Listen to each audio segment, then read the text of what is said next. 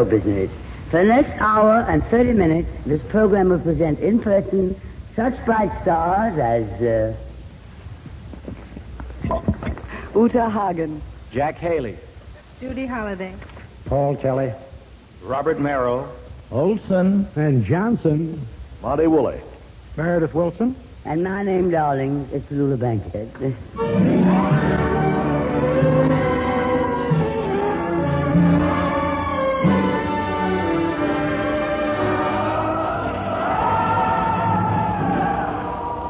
The National Broadcasting Company presents The Big Show.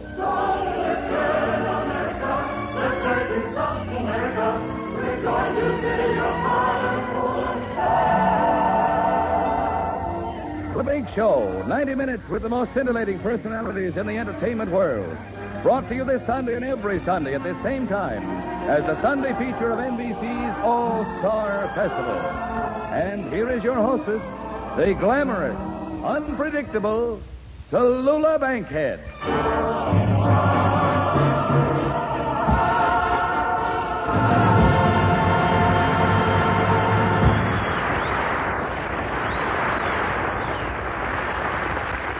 Well, darlings, I've been waiting for this moment so I could read you this wonderful fan letter I received this week.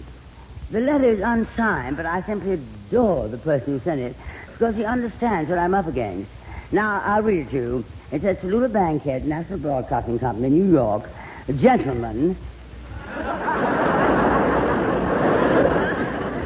I didn't notice that before. Well, anyway, this is the rest of it. Every week, the announcer on the Big Show says, and here she is, the glamorous and undesirable Tallulah Bankhead. This read much better without my glasses.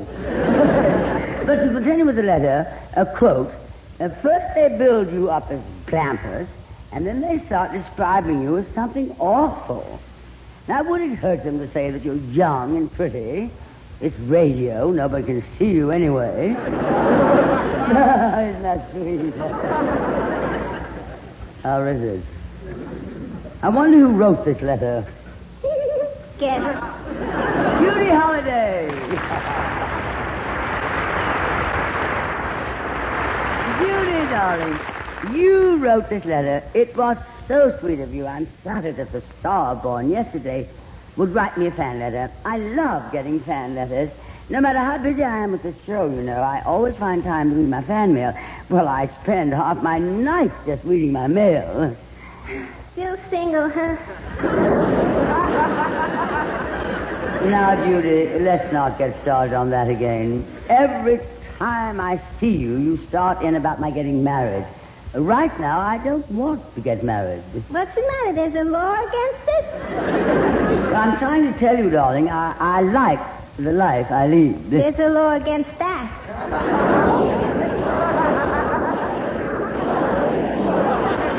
Look, legal Holiday. Ah, you're sore. I can see you're sore. It's nothing to me. If you want to get married, you're the one that's got to worry, not me. Or is it not I? It is not I. Well, if it's not me and not you, then who? The fellas are certainly not going to worry about it. Honestly, sometimes you remind me of my friend Selma. Who is Selma? A girl. No fooling. None whatever. That's the trouble. For years, Selma was bothered by everything but fellas. Look, darling, let's drop Selma. Drop Selma? That was the slogan in the neighborhood. Drop Selma. It finally got so bad she decided to go to a psychiatrist, and he cured her. Hey, you should go to a psychiatrist, too, because you got the same trouble she has. All your problems could be summed up in one word. And what is that word? I don't like to say it. Oh, go ahead and say it. What's the word? Well, I guess it's all right. Who could be listening? Your whole problem is a word that starts with S and ends with X. X? Oh, you mean... That's right, sublimation complex.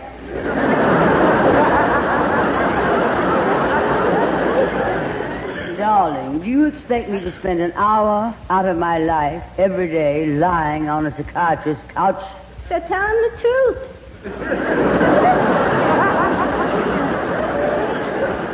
My dear girl, he'd never believe it. As a matter of fact, Judy, I went to a psychiatrist about 3 years ago. Yeah, how did it work out?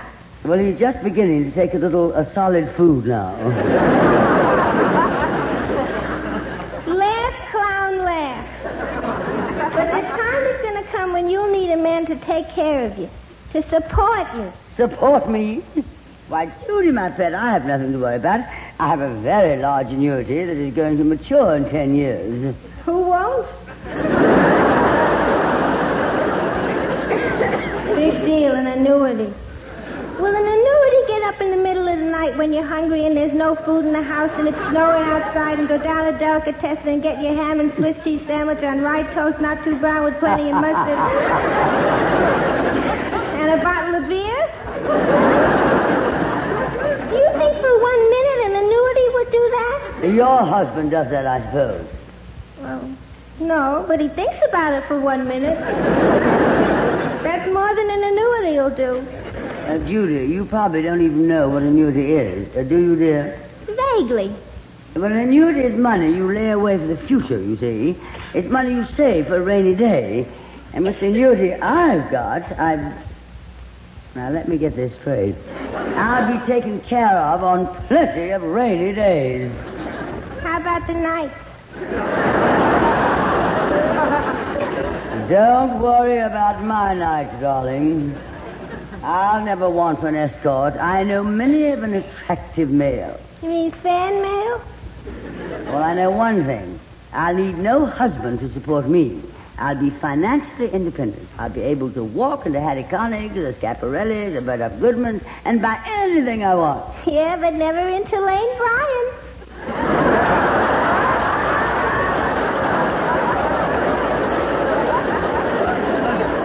Well, Judy, do you know what I think? I think we can stand a little music now. And here is Meredith Wilson with his big show orchestra and chorus in a stirring arrangement of military polka.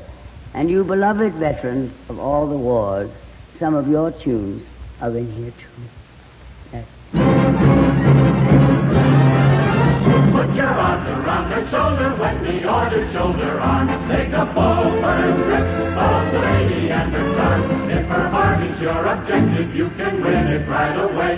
When they play the military polka, to the right flank is the order, and the dancers gaily twirl. Then it's left, bump, face, so you face your neighbor's girl. But you turn back to attention, love the order of the day. When they play the military polka, see those military men in line. See their uniforms, their buttons all shine. It's amazing how erect they stand, and your heart begins to beat. Begins to beat the band.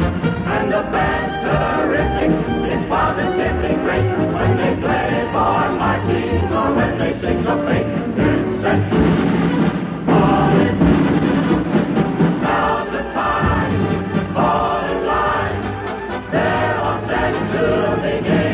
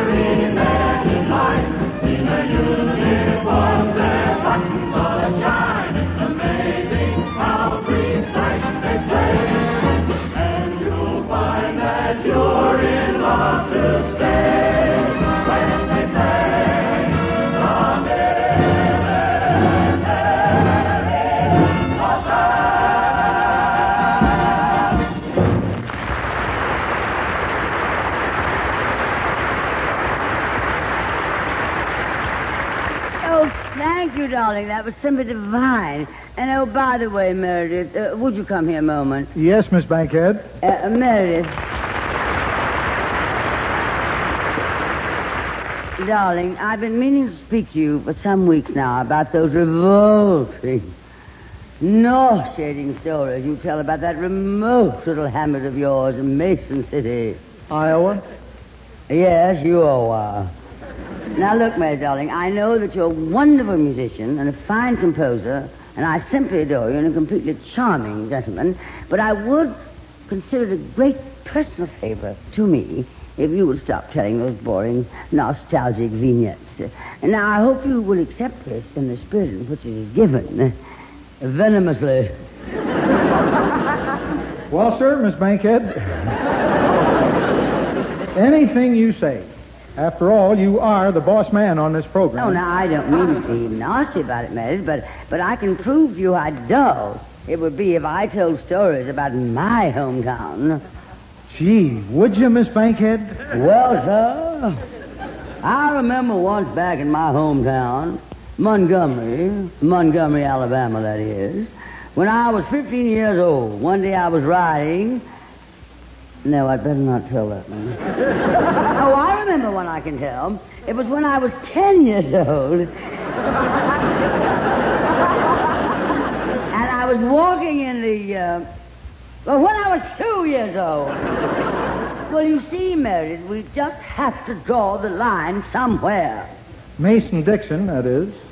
Oh, dear, we always seem to get back to Mason again. Meredith, I guess you're just a country boy at heart, which is rather an ingenious way, ladies and gentlemen, to blend into two distinguished stars of the theater, Miss Uta Hagen and Mr. Paul Kelly.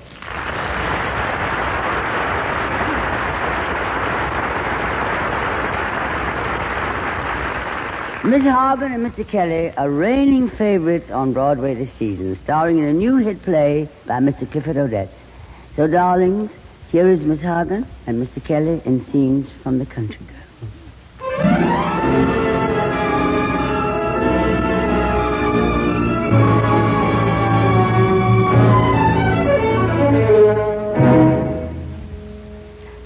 Country Girl is a story of the theater.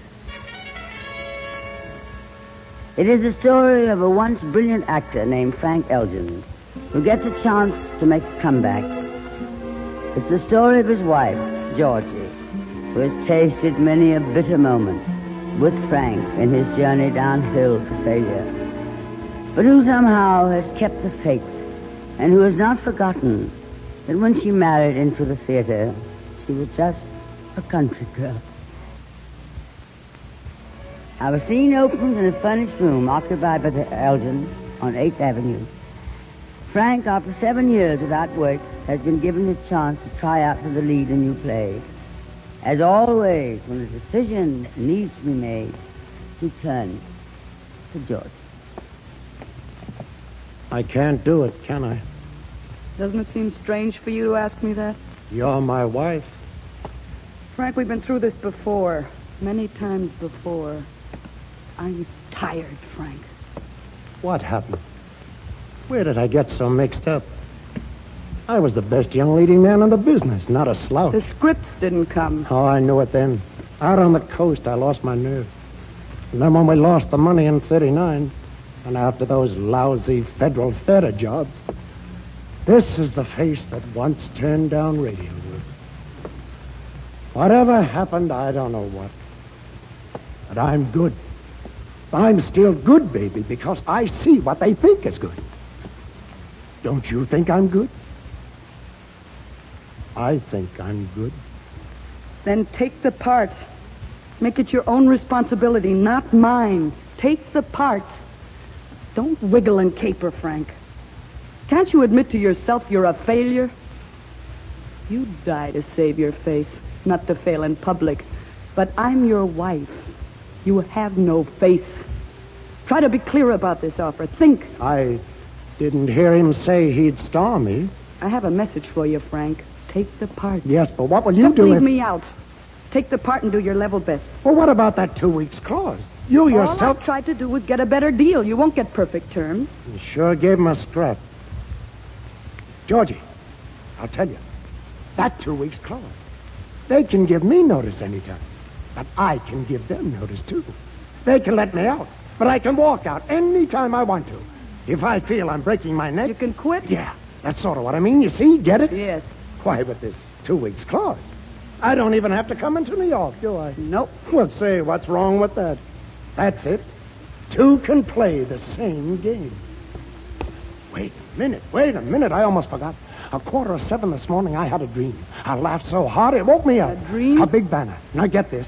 A big banner was stretched across the street. Frank Elgin in. I couldn't make out. In what? Mayor LaGuardia was in the dream?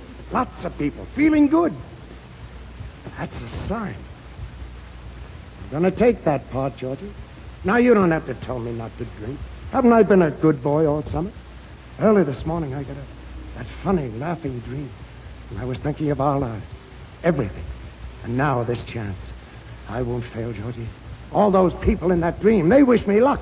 And that's what counts if the world is with you. And your wife. I don't have any appointments all winter. That's what counts. I can't fail this time. I feel like Jack a million. I'll let Dad know. I'll go up to the office in person. But my first stop is the barber shop. I want the tonsorial works. Anything you want me to bring you back? No. Then here's a kiss for you, dear. Catch that. Oh, dear God. Dear God.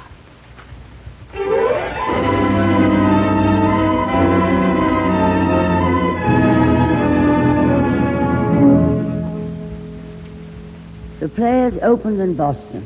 The notices are fair. New York seems a certainty, but there are plenty of rough spots in script, and performance needs work.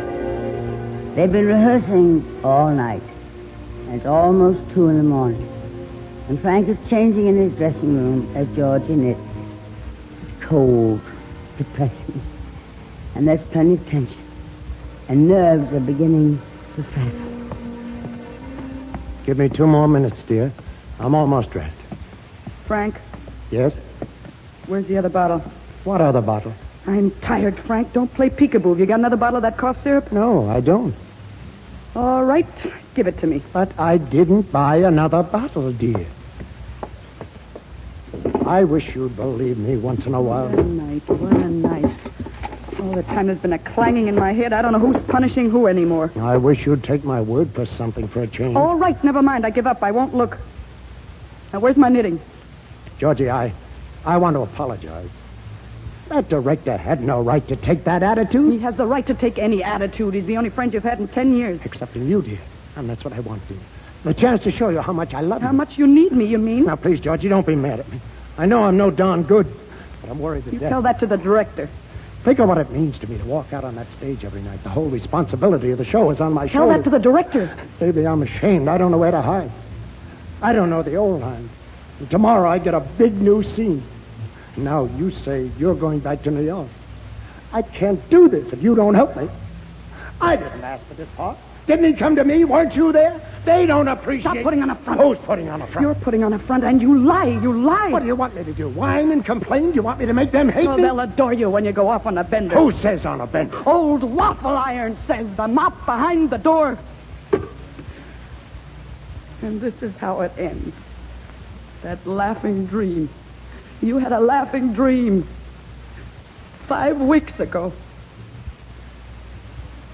I don't know anyone up here in Boston. Are you going back to New York? I don't see why not. You want to leave me, don't It's you? late, Frank. You do, don't I want to you? go to bed. I may have a happy dream. Who's in New York? What pair of pants are you looking Now, Frank, for? I warn you, I'm going to hit you with the first thing I lay my hands on. Oh, company. None of them like me. Not even Bernie. The director. How do I know he's going to keep me on? Did he act like a friend tonight? They all want me to fail. You want me to fail. You don't love Come on, me. Frank. All I've got is my 2 Well, hands. use them. It's after 2 a.m. You have a 1 o'clock call. If you're in such a hurry, there's the door. I, as a matter of fact, may take myself a walk. Get myself a big apple and some Your milk. cold is getting worse. Let them worry about it. And I told you what you can do. Oh, you want me to go? Is that what you want? If you're in such a hurry. Oh, the devil with it. Just the devil with it. I'm going back to the hotel. You do what you want. Sometimes I think you're plain out of your head. Clean out of your head. Do what you want. Your cold's getting worse. That's right. Walk out of it. Forget I'm alive. That's typical. typical. Help me. Sweetheart. I wonder where that other bottle is.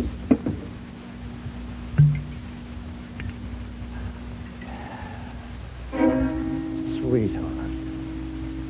Help me. Country girl.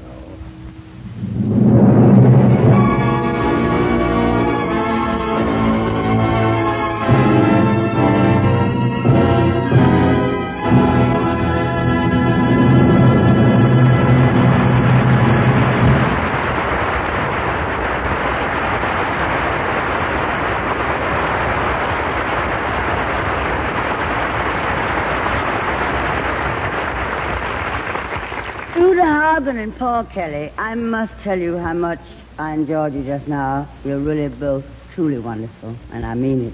And at the theater when I saw you the opening night. Thank you, Tallulah. You're very kind. Oh, darlings, will I ever forget that night that you two opened Country Girl?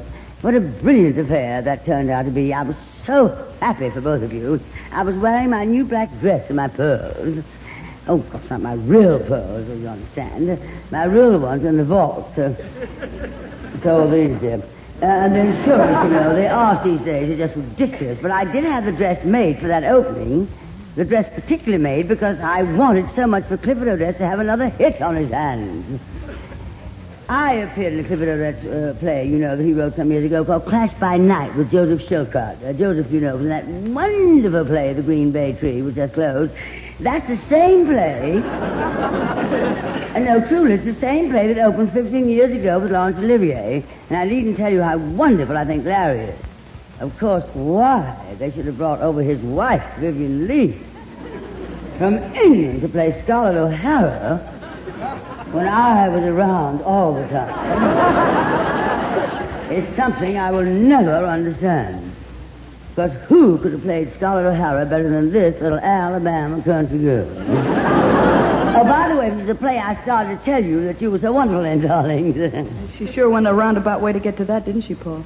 Well, you don't think they pay you on this program just for acting? Well, let's go then. Oh, I'm just waiting around for my money. Oh, I had very good seats for your opening. You know, I was sitting in the very first row. Did you see me? Yes, we heard you very well.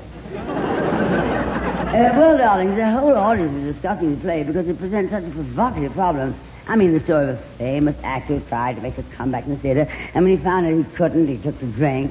Isn't that it, Paul? Something like that. Some actors, when they find their failures in the theater, take to drink. Others take to radio.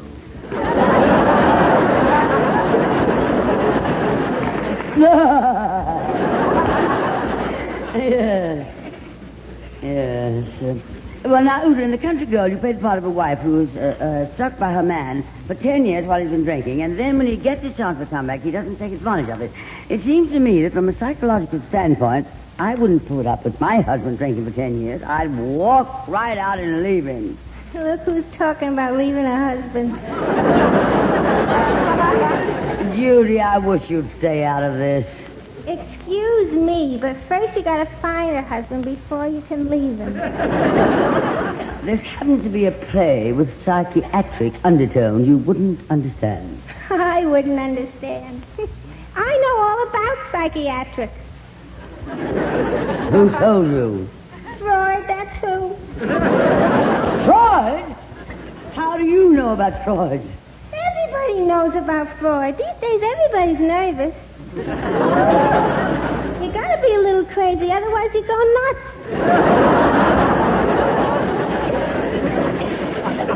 I still stick to my story. If a woman has stood by her husband who's been drinking for 10 years and ruining her life, she has a perfect right to walk out on him. I think Uta should have walked out on Paul. Who? Uta and Paul. That's what we were talking about. Oh, my dear, haven't you met Uta Hagen? Surely you've heard of this great actress in the theater. Oh, Uta Hagen. How you do? Tallulah talks kind of peculiar.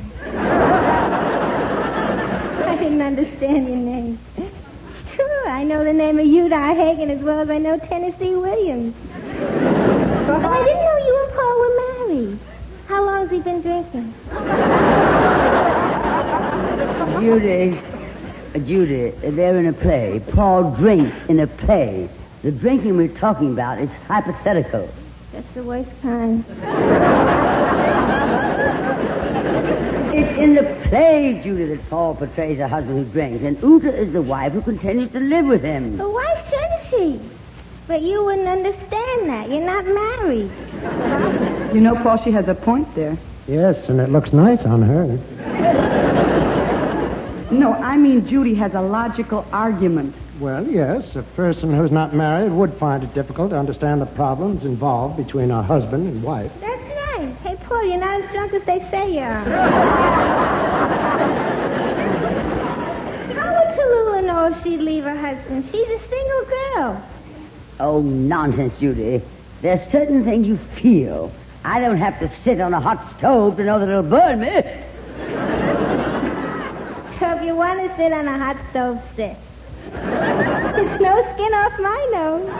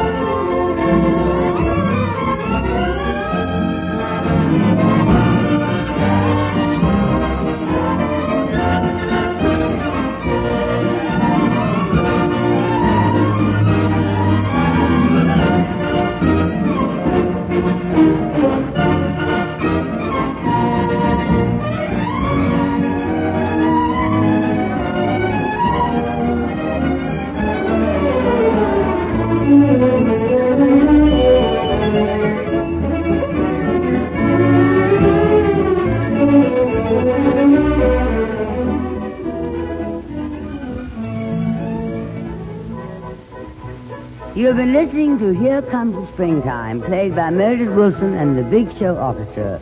We'll be back in a moment with Judy and Uta and Paul and our other stars, Jack Haley, Olson and Johnson, Monty Woolley, and Robert Merrill. Now it's time for me to ring my chimes. This, darlings, is NBC, the National Broadcasting Company.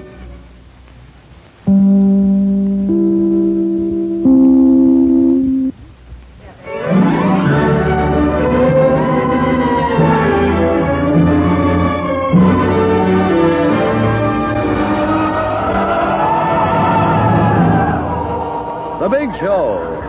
This is the National Broadcasting Company's Sunday extravaganza with the most scintillating personalities in show business.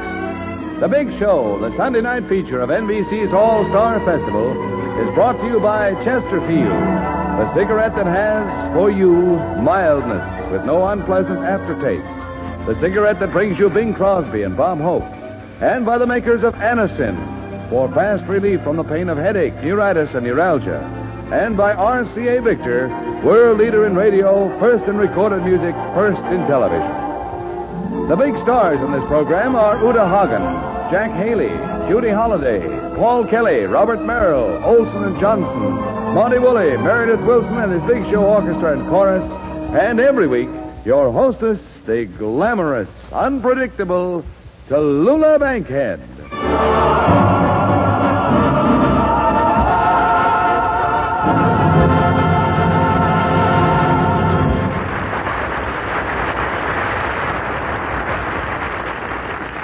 Glamorous and unpredictable. Why do they keep saying that?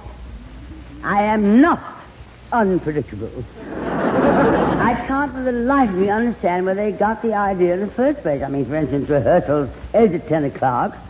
I show up at 10 o'clock. How am I to know that it's 10 o'clock in the morning, too? And they say I'm unpredictable because I don't read the script exactly as it's written. Why, that's absolute nonsense. I read every line in the script. I even read between the lines. Unpredictable indeed. I've been on the show for 16 weeks, and I haven't missed a single performance. Why, I even showed up one week when the audience wasn't even there. Wasted a whole Monday. Unpredictable, my eye. But now I want you to meet a gentleman who is never unpredictable, because everything he's been in has been a success. He's been in every phase of show business: vaudeville, musical comedy, motion picture, radio, television.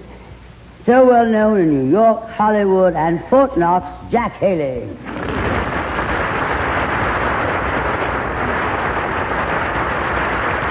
Now, just a minute, Tallulah. What's with that Fort Knox?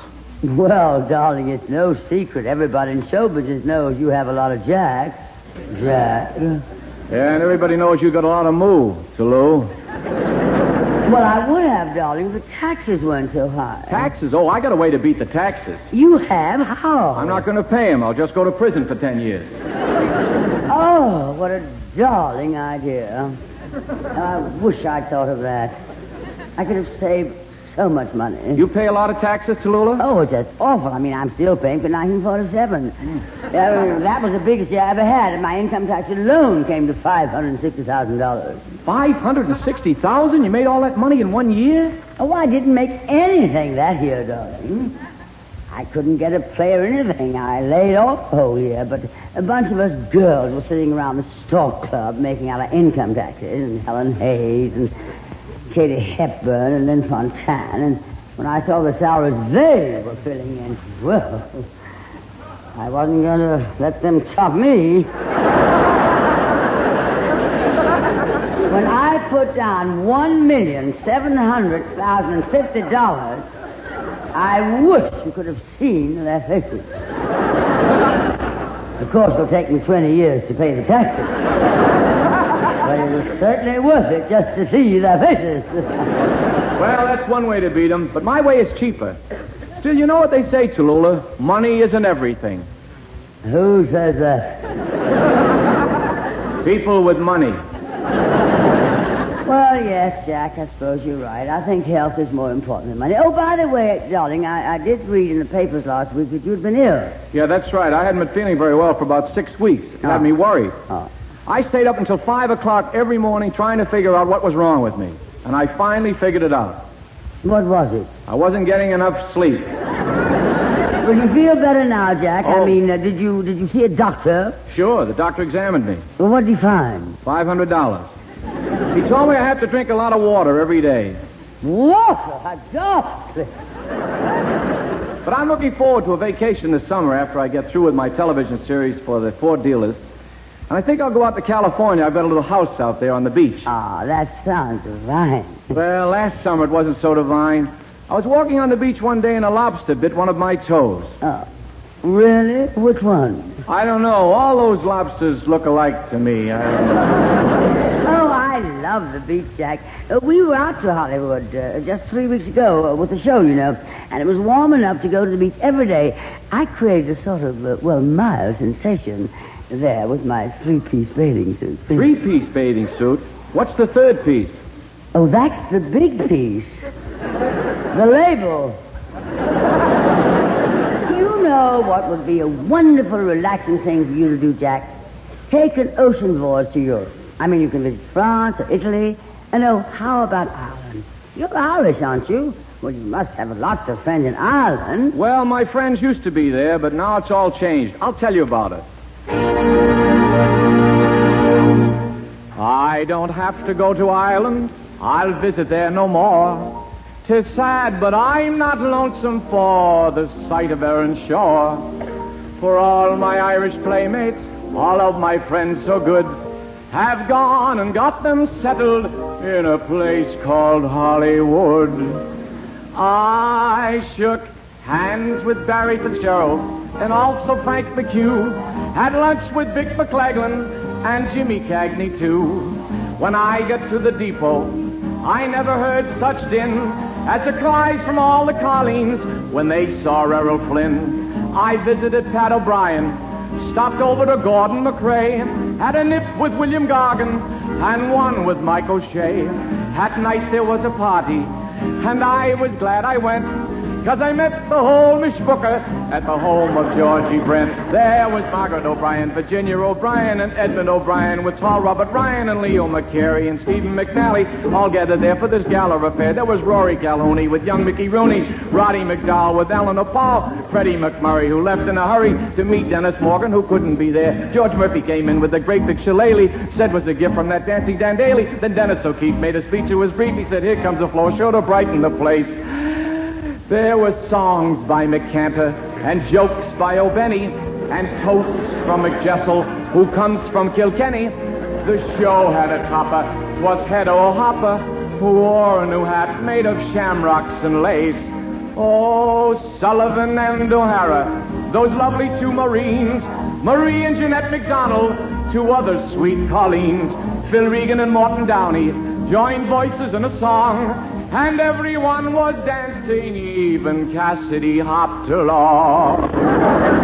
So now you know the reason I don't miss the Blarney Stone, for with all those Irish movie stars, I'll never be alone. Oh, God bless you and keep you, Joel McRae.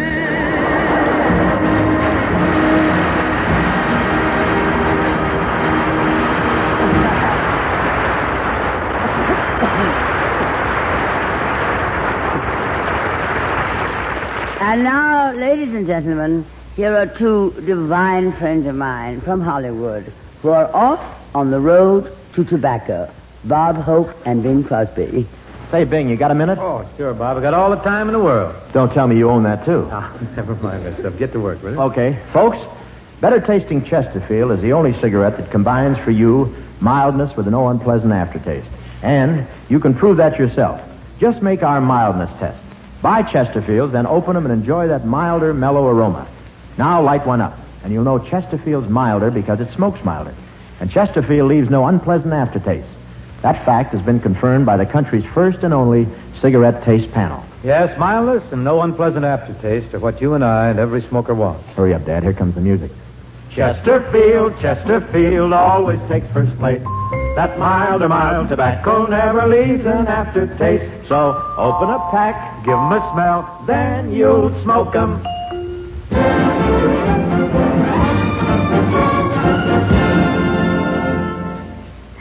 I was talking a little while ago about being unpredictable, and now I want you to meet a couple of gentlemen who really are unpredictable. If you've ever seen them in a theater in Hell's a Poppin' and Sons of Fun and some of their other great hits, you'd know what unpredictable means. I refer, of course, to Olsen and Johnson, Olin Chick.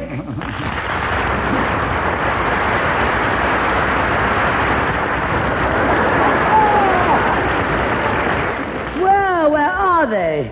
How unpredictable can you get? Come on, fellas, up to the microphone. We don't wanna. What do you mean you don't wanna? You're not gonna sit there all through the show and read a script. You've got to stand up if you want to give a performance. Put your all into it. Do what? Put your all into it. We've got our all into it when we sat down. Hey, now, Chick, what are you saying? That's no way to talk on this show. Why don't you tell her why we're sitting here? I guess I'd better do it. You see Miss Bankhead? I see Miss Bankhead. How can you miss her? Wait a minute. Stop that. You know, this is a high-class show. I beg your pardon? I say this is a high-class show. Yeah, I noticed. I noticed they don't hold the script in their bare fingers. No. They use a fork and a knife. Very funny indeed. Fork and knife, and that is why we expect our guests to give a sterling performance. Sterling performance, dear. Sterling. I don't get it. You see, Tallulah, we came here prepared to do an act. But we're in a kind of a jam here because, well, with the kind of an act we do, we're under kind of a handicap. And no talent, darling. Well, we wanted to start off even with our hostess. You know, we came here wanting to do something, but they didn't supply us with the necessary props. Oh, yes, of course, I know, Ole. In the theater, you're a big hit with plants growing out of flower pots, people trying to get out of straitjackets, and funny-looking costumes and things. But this is radio. Your comedy is visual. You know, a sight. What? I said your comedy is sight. Yeah? You're a pretty funny sight yourself. Now, Chick, that's no way to talk. Now, apologize to Miss Bankhead. Say you're sorry. I'm sorry you're a sight, Miss Bankhead. No, Chick. A sorry sight? No. A mess. Now, wait a minute. Will you stop? Miss Bankhead, I'd better explain what my partner means. Well, if anyone can explain it, I guess you can. How long have you two been partners? 35 years. 35 years. Yes, how long have you two been partners? Now, look here, Costello. Hey, Chick, I'm warning you. You better stop it. This isn't Milton Berle. You can lick him. But you see, Miss Bankhead, in the theater, we know exactly what kind of comedy to do. Oh, I've seen your show many times, darlings. And as I say, most of the things you do are visual, not for radio. I mean, they belong in that other medium, the name of which for the moment escapes me. She couldn't? Now, listen, but it's not all visual. We have a sort of a loud, raucous show with a lot of big noises. Yes, well, I'm the only big noise around here. Yeah, I know. But in the shows we've done on Broadway, we've been, a big hit. We kill the audiences. How can you miss with all those guns you keep shooting off? Well, if you boys are ready to do your act, load up and I'll toss out the earplugs.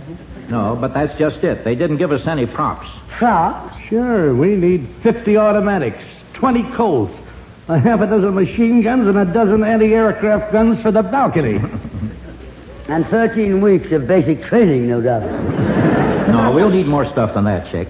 We'll need, 2 cases of seltzer, 25 coconut custard pies. A hamburger. A hamburger? I'm hungry. We'll need some pails of water, a wagon load of bricks, 4 swords, and a gorgeous blonde girl about 18 years old. What on earth are you going to do with her? Oh, yeah? We'll think of something. Well, while you're thinking, gentlemen, Ed Hurley has a word to say. Every day you hear more and more about an incredibly fast way to relieve the pains of headache, neuritis, and neuralgia. It's Anacin. A-N-A-C-I-N. Now, the reason Anacin is so wonderfully fast-acting and effective is this. Anacin is like a doctor's prescription. That is, Anacin contains not just one, but a combination of medically proven active ingredients in easy-to-take tablet form. Thousands of people have received envelopes containing Anacin tablets from their own dentist or physician, and in this way discovered the incredibly fast relief Anacin brings from pains of headache, neuritis, or neuralgia. So the next time a headache strikes, take Anacin for this wonderfully fast relief. That's Anacin, A-N-A-C-I-N. Anacin in handy boxes of 12 and 30, economical family-sized bottles of 50 and 100. Ask for Anacin at any drug counter.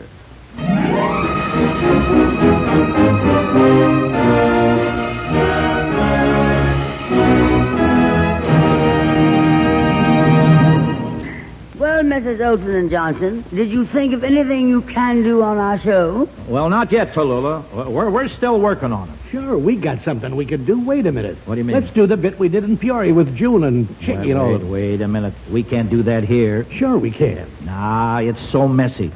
She won't stand for it. Sure she will. I tell you no. Now, look, boys, suppose you let me decide. What is it you want to do? Oh, it's something from an old act of ours. Chick used to sing a song. Yes, with the right side of my mouth I sang, "Life is just a bowl of cherries." And with the left side of my mouth, I used to sing, "In the shade of the old apple tree." And the middle of your mouth just stands there and does nothing, I suppose. With the middle of my mouth, I spit out the pits.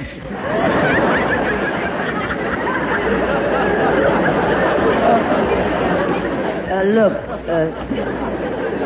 a snake pit. I'm sure that must be a nourishing and fluid display of talent, but this is the big show.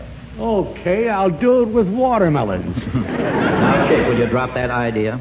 We'll think of something else, Tallulah. Not so incongruous to the decorum and dignity of this talented melange which is foregathered here on this podium. That's what I said. With the middle of my mouth, I spit out the pip. Okay, Apple Knocker, simmer down. Do you mind if I go on with the rest of the show, darling? No, that's all right. Oh, thank you. You're so sweet. And now, ladies and gentlemen, I would like to present... Hey, Chick, you know she's pretty nice? Oh, yes. She's a good skate. Oh, why shouldn't she be? They used to have an ice show here. And now, ladies and gentlemen, I would like to present... She must be one of the figure eights that was left over. Yeah. She looks like she made the eight the hard way.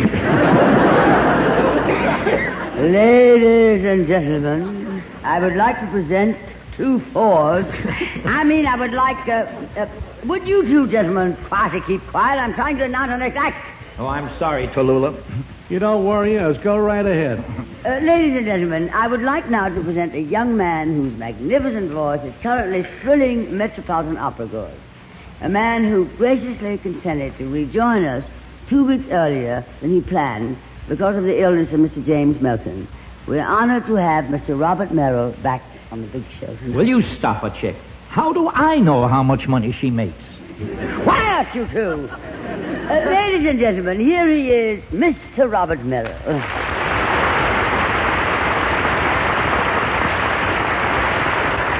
Oh, Bob, darling.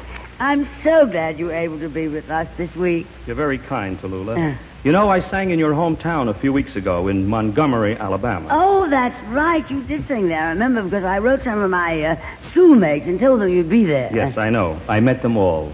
They're the nicest little old ladies. Old ladies? You must have met the mothers of my schoolmates. Oh, no. These little old ladies were the children of your schoolmates. If that's an insult, it's too involved for me to figure out. But what did you sing for them, Robert? Well, the song they requested was Di Provenza. Di Provenza. Oh, I'd give anything to have heard it. Do you want me to sing it now? Would you, darling? Would you sing it for me? I'd be glad to. Oh, good. Ladies and gentlemen, Robert Merrill singing Di Provenza from La Triviata. Oh, for goodness sake, Ole, wait a minute. How do I know what picture it's from? I think it's from Confessions of the Nazi Spy. Quiet, Robert. Sing, you two. Di Parenzo, Fratelli Basilo, Di Parenzo. Quiet, I said, quiet. You sing, Robert. Don't mind them. The termites, you know.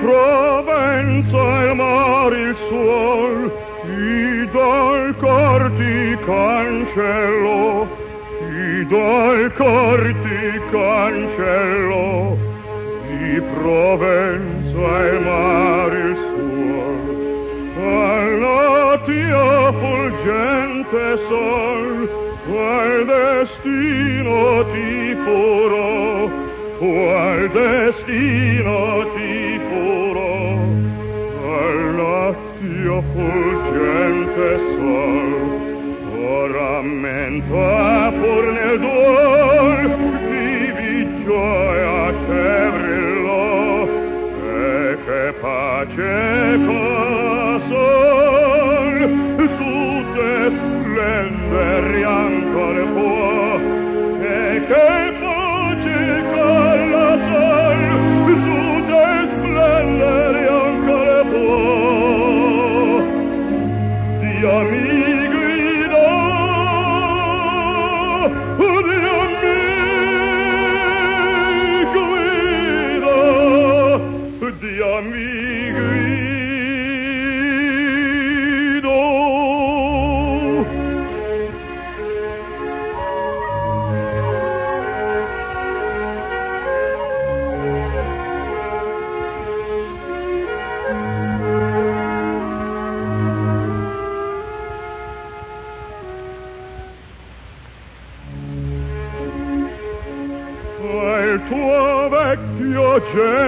cor, tu non sai quanto soffrì, tu non sai quanto soffrì il tuo vecchio genitor, che lontano di squallor il suo tetto si coprì, il suo tetto si coprì di squallor, ma si al fin ti trova ancor, se il me speme non falli, e la voce dell'onor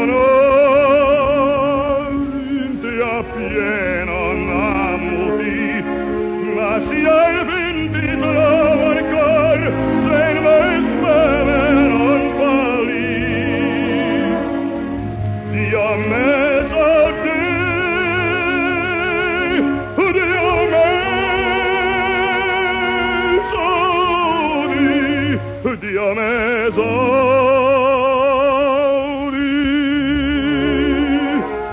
Dio meso di, ma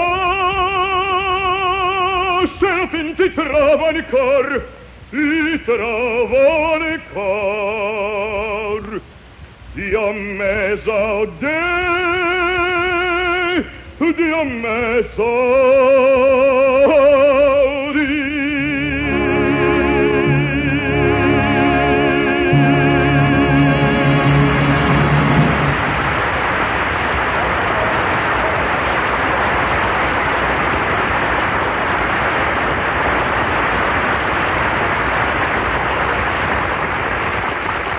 Bravo! Bravo, Robert Merrill. Oh, Bob, that really was divine. What a great voice. And what heart you put into your singing. I could stand here and listen to you all night. Do you want me to sing another one? Over my dead body. After all, darling, I'm on this show, too. But tell me, Robert, I understand you now have a new hobby. You collect antique automobiles, don't you? Oh, yes. Jimmy Melton started me on this. I now have 40 antique models. Oh, I love old cars. What a long way automobiles have come since those early models. Hey, Tallulah. Yes, Judy, darling, what is it? Oh, Bob, you know Judy Holliday. How do you do? How you do? Hey, Tallulah, can I speak to you a minute privately? Why, certainly. Excuse me just a moment, will you, Bob? What is it, Judy? What is are you talking to him about old cars? Judy, you don't understand, darling. Robert Merrill collects antique models. So put in a plug for yourself.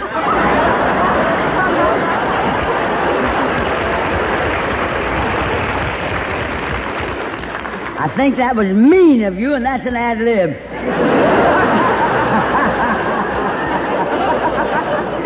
Look, Judy, this is Bob's hobby, old cars. So who is he, Madman Merrill? Make up your mind. What do you want, an old car or a used husband? Oh, Judy, let's get off that subject. I happen to be interested in cars. I like driving. Why don't you show a little more interest in parking? After all, what's romantic about old cars? If you talk to him about singing... Well, I did talk to him about singing. What do you want me to do? Sing something to him? Why not? You know a beautiful love song? Well, I know, give my regards to Broadway. Give my regards to... What are you trying to marry, a fella or an orange juice stand? Why don't you sing a song like those smart supper club chanteuses sing? The kind that sings with the beautiful, soft music and then breaks all the people's hearts telling how she got did. Judy, darling, what do you mean? I'll demonstrate. Thank you.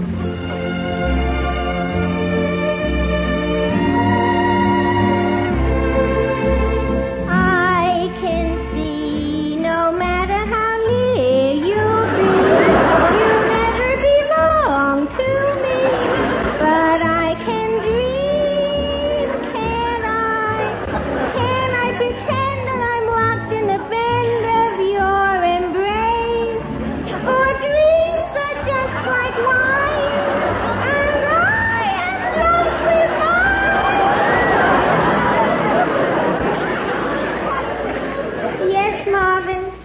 my dreams were just like wine, and I was drunk with mine. But what was your excuse, Marvin? Especially that first night when you took me home and you turned out all the lights because you said you freckle so easy.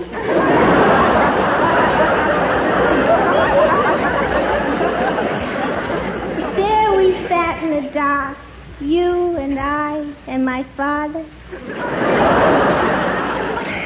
3 cigars in the dark. And then you started taking me out to all the best places, the best bowling alleys in town you took me to. How romantic it was. Our thumbs touching over a bowling ball. And all the games you won for me. I let you win, Marvin. And it wasn't easy. You were such a lousy bowler, Marvin. And dancing. How you used to love to dance. The minute we get into the house, you rush over, you turn on the radio, and there we were, Marvin, in each other's arms, dancing to H.V. Kaltenborn.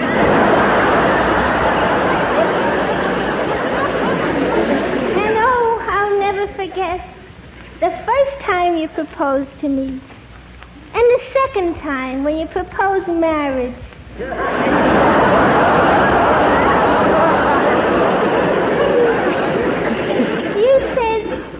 said, say the word that will make me the happiest man in the world. And I said, yes. And you said, that's not the word. And I said, oh, Marvin, don't you know what's in my heart? And you said, left ventricle, right ventricle, left auricle, right auricle. That's when I took the hint, Marvin. You didn't want a wife, you wanted a surgeon. I can't make you open your heart, but I can dream. Can I?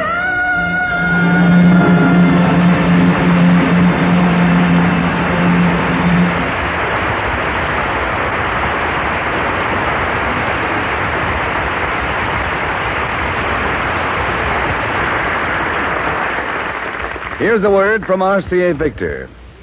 It's been said that the entire history of the American people during the past 50 years can be summed up in one sentence. The automobile took them out of the home, and the television set brought them back. And the set that does most of the bringing back is an RCA Victor. And that's because RCA Victor television is owned most, proved most. In fact, it's million proof. Almost 2 million families are happily enjoying RCA Victor television in their homes today. If you want to see a set that turns gadabouts into homebodies, look at the new RCA Victor Regency console, one of the 14 new RCA Victor models for 1951. It has a great big 17-inch television, clearer and more powerful than ever, framed in a luxurious cabinet of authentic Regency styling. See the RCA Victor Regency console and then bring your family happily homeward every day with America's favorite and best-looking television, RCA Victor.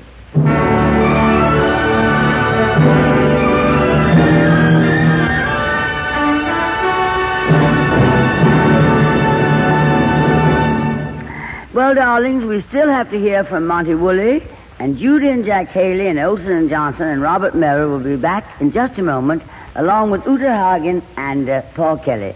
But first, we should give our stations a break. You're right, Tallulah. And I want to say that this portion of the program has been brought to you by Chesterfield, the cigarette that has, for you, mildness, with no unpleasant aftertaste. The best cigarette for you to smoke. By the makers of Anacin, for fast relief from the pain of headache, neuritis, and neuralgia. And by RCA Victor, world leader in radio, first in recorded music, first in television. And now, if you ring your charming chimes, Tallulah. Thank you, sweet. You're sweet. This is NBC, the National Broadcasting Company.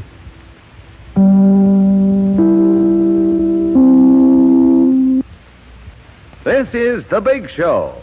And here is Tallulah with another guest. Ladies and gentlemen, what more need I say? Mr. Monty Woolley.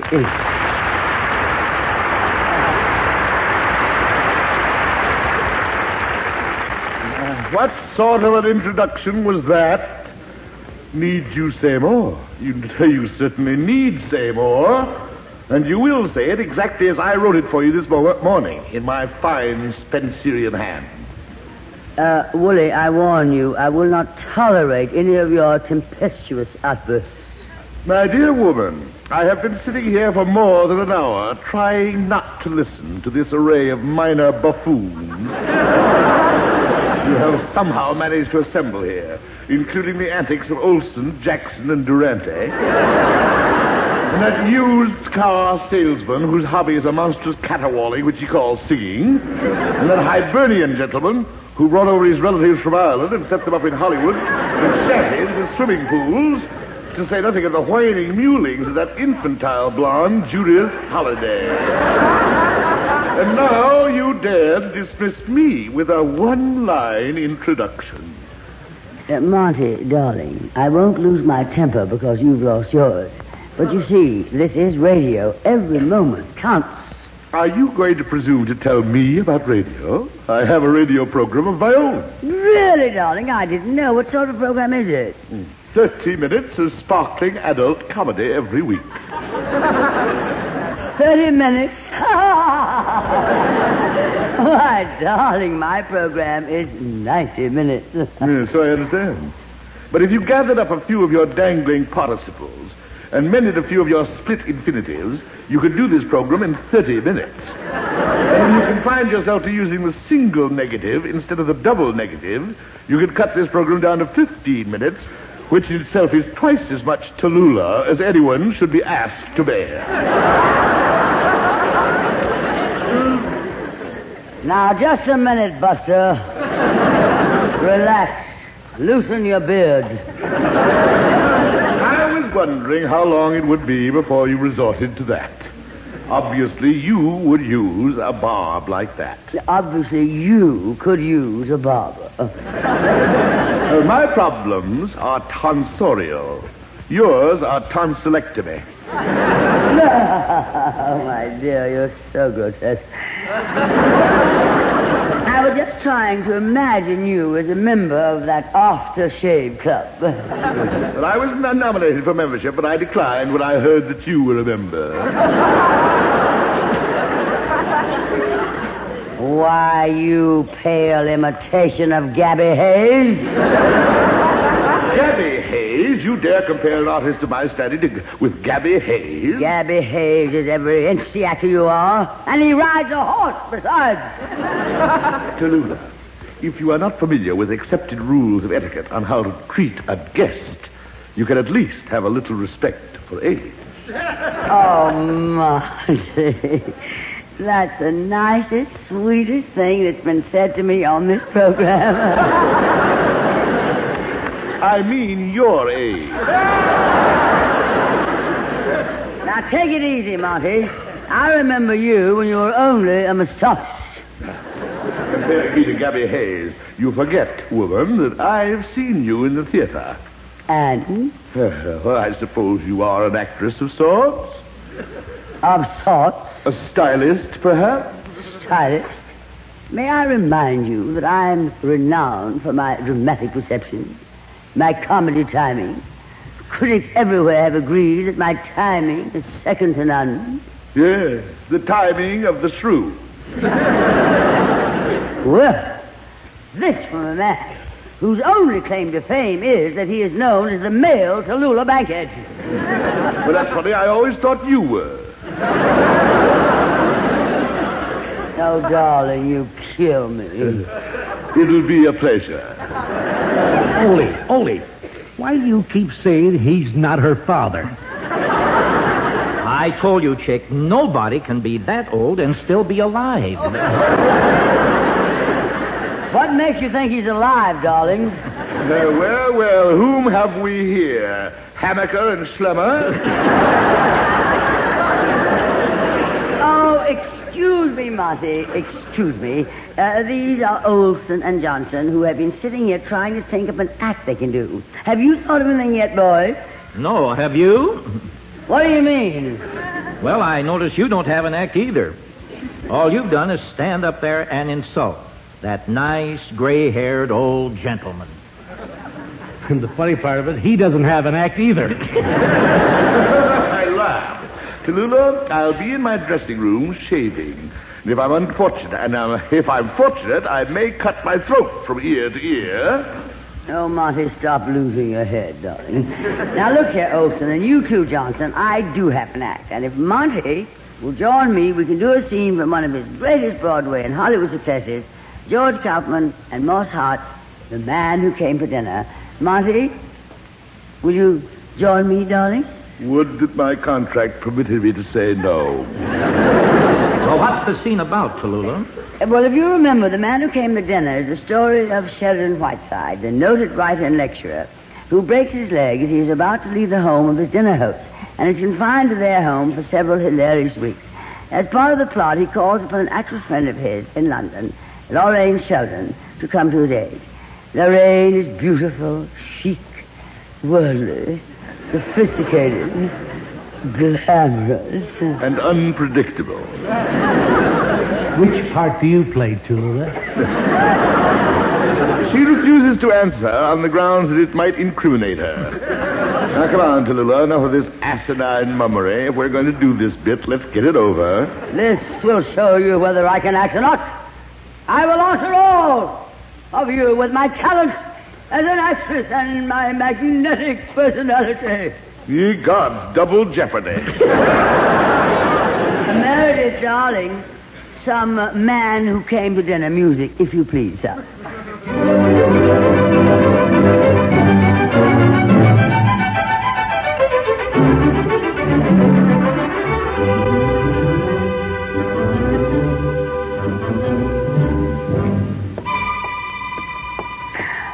Lorraine enters the presence of the great Sheridan Whiteside.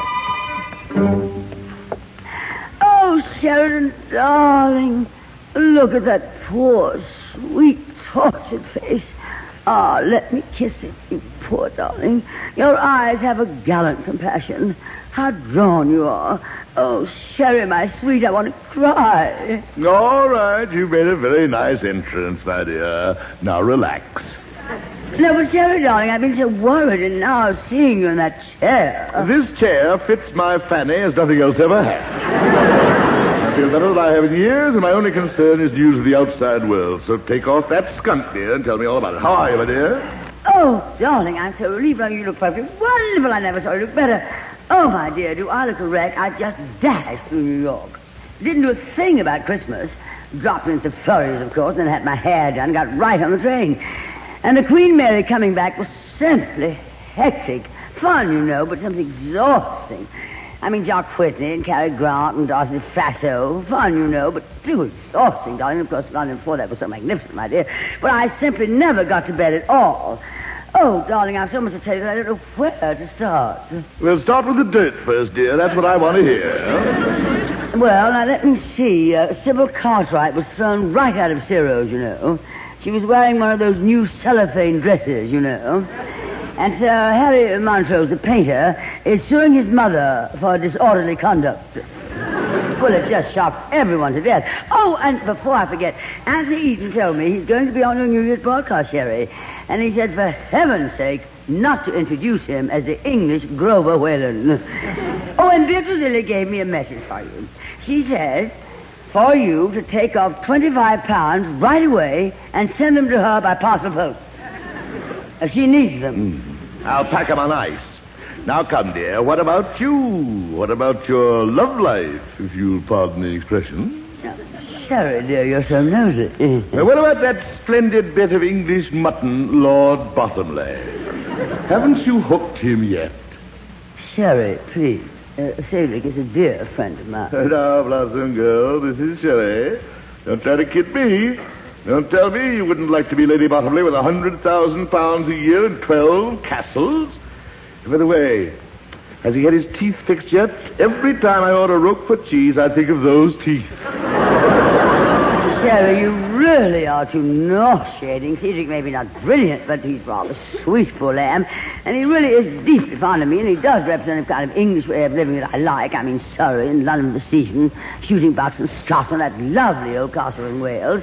Well, you were there, Sherry. You know what I mean. I do indeed. Oh, really, Sherry? Why not? I mean, if I marry Cedric, I don't know why I shouldn't. Oh, should I tell you something, Sherry? I think from something he said just before I sailed that he's finally coming around to it. Oh, it wasn't definite, mind you. But don't be surprised if I am Lady Bottomley before very long. Lady Bottomley. Won't Kansas City be surprised? Oh, well, I shall be a flower girl and give the groom an iron toothpick as a wedding present. Come on now, Head. Come on, Blossom. Let's hear some more of your skullduggery. Oh, but say, what about this play after all? I've come all the way from New York, even on Christmas Eve. Oh, I've been so excited ever since your phone call. Where is it? I mean, when can I read it? Well, here's the situation. This young author, his name is Bert Jefferson, brought me the play with the understanding that I sent it to Kit Cornell. Uh-huh. It's a magnificent part, and Lord knows I feel disloyal to Kit. Oh, sure. There you are. Now, I've done this much, the rest's up to you.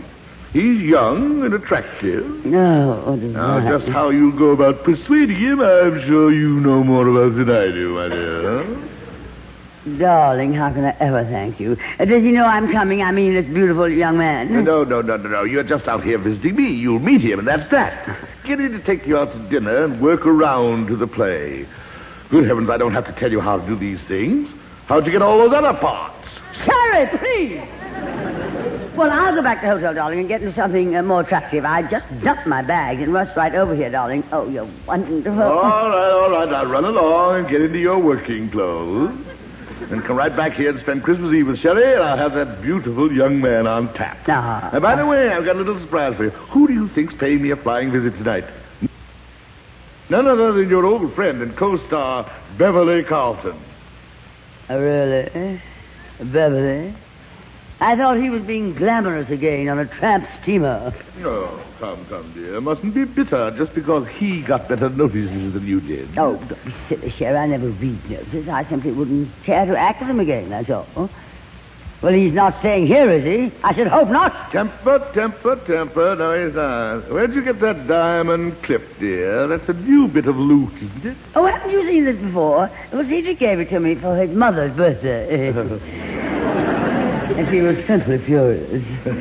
Oh, look, darling, I've got a taxi outside. If I'm going to get back here, I must fly. Well, fly away, Blossom, but don't fly too high. If you drop any of that loot you're carrying, you're apt to brain somebody.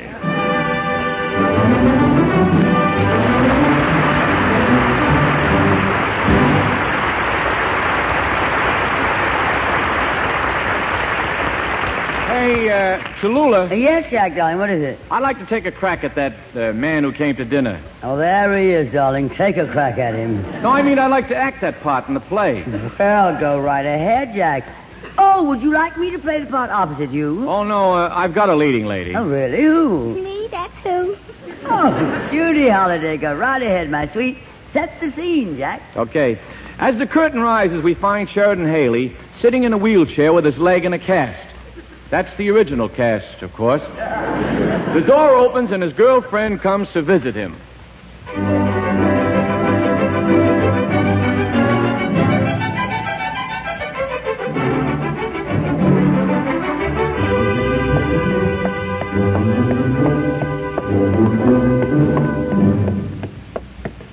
Hello, Sheridan. How's your leg feeling? I'm sorry I broke it. Oh, it's coming along all right. How's your neck feeling? I'm sorry I broke it. Oh, it's still broken. And your nose? It's broken. I'm all broken up over you. Well, it's your own fault, Sharon. You should have kept your hands to yourself. Didn't you hear me say stop? I thought you were talking to the taxi driver. What have you got in the package? I brung you some fruit. Have a banana. Gee, thanks. Well, what's the dirt? That's what I want to hear. Well, I just dashed up here to the Bronx from Flatbush, and the crowd at Subway was simply exhausting. All those men pushing and mauling. It's fun, you know, but exhausting. And who should duck under the same turnstile with me but Jake Whitney? Fun, but exhausting. And next Saturday night, he's taking me to Colucci's for some raviolis. Or is it raviolis for some Colucci? That sounds like it might be exhausting. But fun. Have another banana. Thanks. I don't like you running around with other fellows while I'm sitting here with a broken leg. Well, what do you expect me to do? Just 'cause you got a broken leg, should I sit around the heartbroken? I mean, heartbroken? Really, Sharon, you fractured me. Well, you fractured me first. Besides, we're engaged. I'm breaking the engagement. Well, you broke everything else. Have you got another fellow? Oh, I got my choice of three. Butch Gillis, Tiger Collins, and Lord Bottomley. Lord Bottomley? Yeah, Lord Bottomley promised me 250 pounds the day we get married. He's holding out on you. He weighs 290. He's a rich millionaire. All he does is sit around and clip coupons. Sure, he wants to get an encyclopedia. I don't know why you won't wait for me. We'd be very happy. We'd get married, buy a house, settle down, and have 5 or 6 children. And if that doesn't work out, we'll try something else. It sounds like fun, but exhausting. I couldn't marry you, Sharon, because Lord Bottomley represents a flatbush way of life. A townhouse on Ocean Avenue. A summer season at Far Rockaway. The pitcher's box in Ebbets Field for the shooting. And that lovely old White Castle for hamburgers. But how about me? But Sharon, you're all broken up. And parts are so hard to get these days. Yeah, well, I'm getting up and getting out of here right now. Sharon, be careful. Watch out for that banana peel. Sharon! Oh, I broke my other leg. Hey, Ole, here's a chance to do our act. There's an actor with 2 broken legs. Well, what are we waiting for? You fool, not me, him!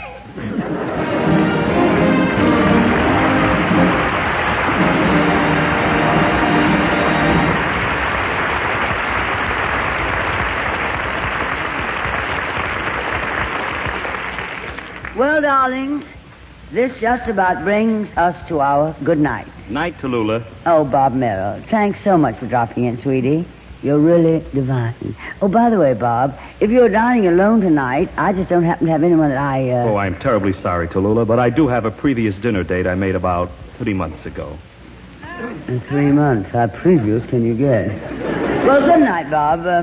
Jack Haley. Good night, Tallulah. Oh, Jack, darling, it's been so nice. Are you having dinner anywhere particularly? I just happen to be alone. No, I'm just going back to my hotel room and have something light. You see, I'm on a bland diet. Sorry. A blonde, yeah. Well, good night, Jack. Good night, Tallulah. Oh, good night, Dick. And you too, Ollie. Oh, it was fun, wasn't it, fellas? Shall the 3 of us go out and celebrate? Well, we have a date, Tallulah. And here she is, Uta Hagen. Oh, Uta, you look charming, my sweet. I haven't seen you since you and Paul Kelly appeared in our first act. Going out with the boys now? Yes. Why don't you come along, Tallulah? I think with these 2 wild men, I'll need a chaperone. Chaperone, indeed. Good night, darling. Oh, that's Paul Kelly. Paul, if you wait a moment, I'll go along with you. I don't think you'd better, Tallulah. I'm going over to the Luxor Baths. Good night, Paul. Well, go ahead, Tallulah. There's one more. I know, Judy, but oh well, what can I do? Monty Woolley. What are you doing for tonight, for dinner? Eating. And I want to ask Judy if she'll eat with me. Come, child, your English is atrocious. Maybe I can help you. You will be my Galatea, and I will be your Pygmalion. Okay, Piggy, let's go. Well, I never knew I could empty a theater that quickly. I'm just doing great. Well, how glamorous can you be? I'll get even with them all. I won't eat in the dinner.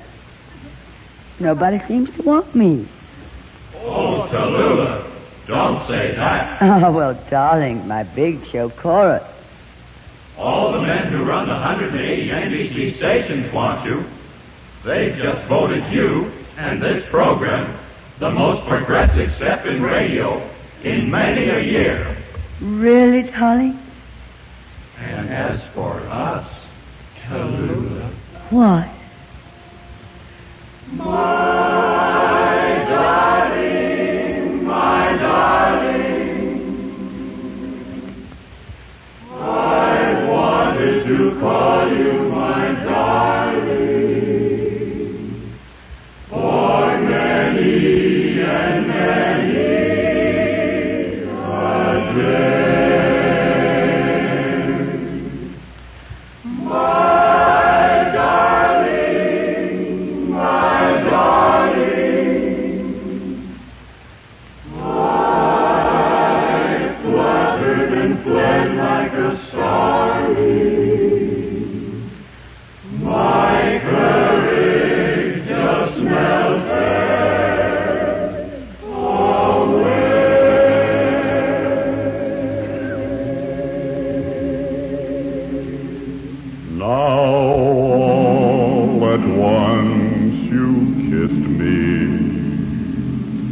And there's not a thing I'm sane enough to say. There's nothing to say. My darling, get used to the name of my darling. Take care to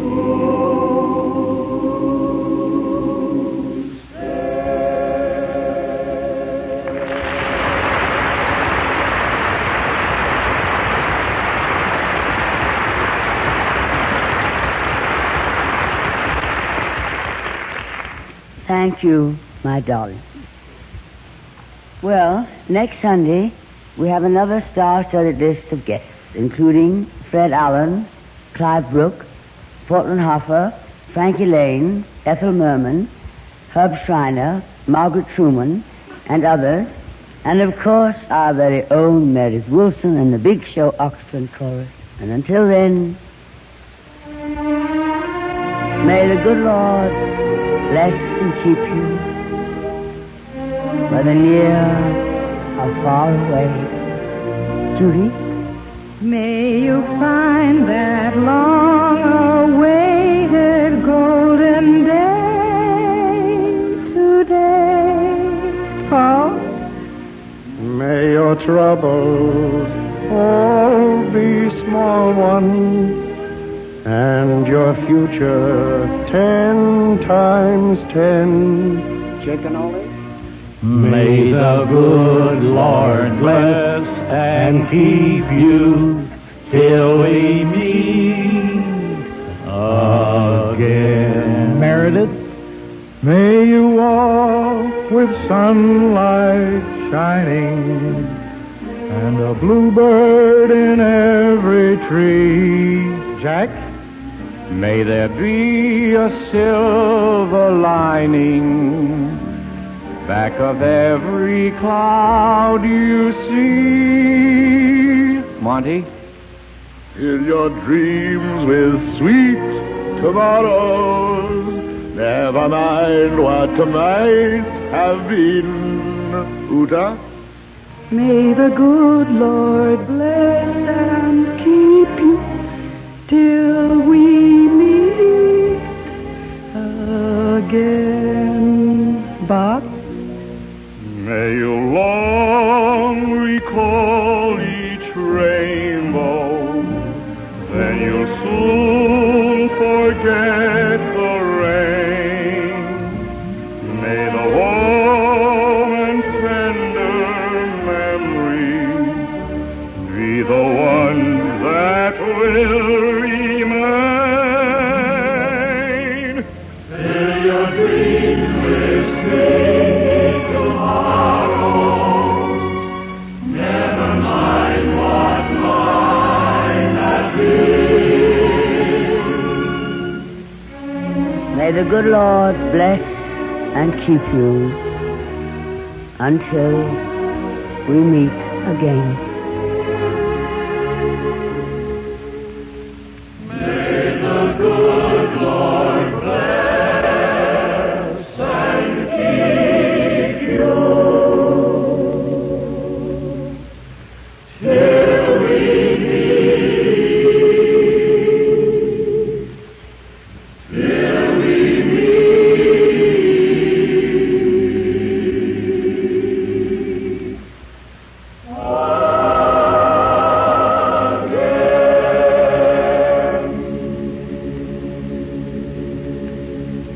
Good night, darlings, and Godspeed to our armed forces who hear these broadcasts each week all over the world.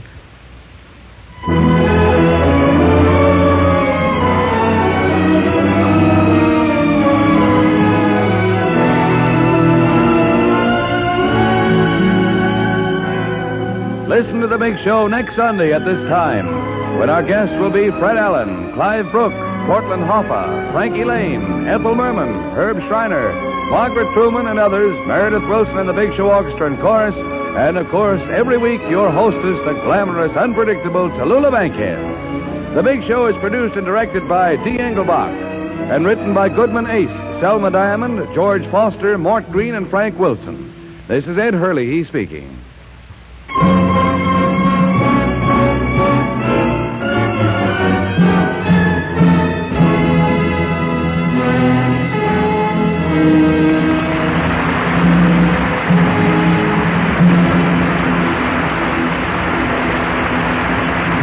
Coming up, Phil Harris. Then enjoy Hedda Hopper's show on NBC.